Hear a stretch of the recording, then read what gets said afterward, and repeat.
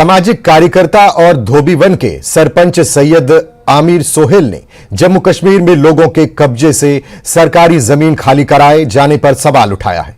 उनका कहना है कि इन दिनों अदालतों में छुट्टी है, इसलिए सरकार जानबूझकर लोगों के कब्जे से सरकारी जमीन को हटाने के लिए तत्काल कदम उठा रही है, लोगों को सताया जा रहा है।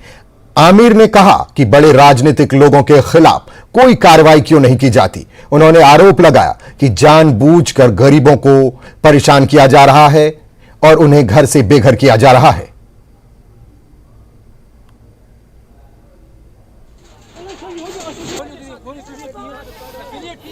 देखिए, जो एनकरेजमेंट ड्राइव ये चला रहे हैं, स्टेट लैंड और गास्टर वगैरह जो भी सरकारी ज़मीन है उसको ही निकाल रहे हैं। लेकिन सबसे पहले सवाल इन पे उठता है कि ब्यूरोक्रेट्स जो है या बड़े बड़े जो मिनिस्टर्स जो अब इन्होंने शील्ड लिया है दूसरी पार्टियों में जाके ताकि हम पकड़े ना, पहले उनको पकड़े ना। उनको देखिए 100 कनाल 200 कनाल ज़मीन इनके पास आई कहाँ से। ये तुले हैं इस पर कि गरीबों को हम बेघर करें, जो सही नहीं है। मैं इसके खिलाफ हूँ। हालांकि मैंने वेलकम किया था अगर कहीं पर कोई ज़मीन निकले जिसपे कोई सरकारी इमारत तैनात हो या कोई ऐसी फैक्ट्री लग जाए जिससे रोजगार मिले लोगों को, लेकिन ऐसा ये कर नहीं रहे।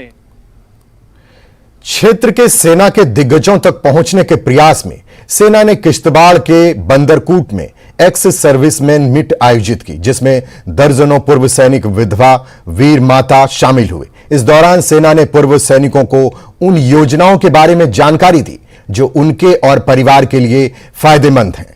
इस कार्यक्रम का उद्देश्य भूतपूर्व सैनिकों से संबंधित मुद्दों का समाधान करना और उन्हें योजनाओं से परिचित कराना था।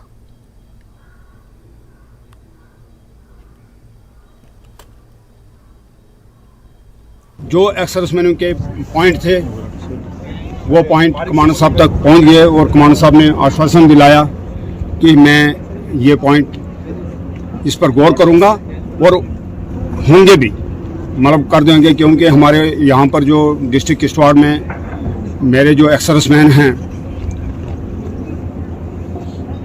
बड़े दूर दराज से आते हैं। मतलब यहाँ से डोडा दवाई लेने के लिए जाना पड़ता था।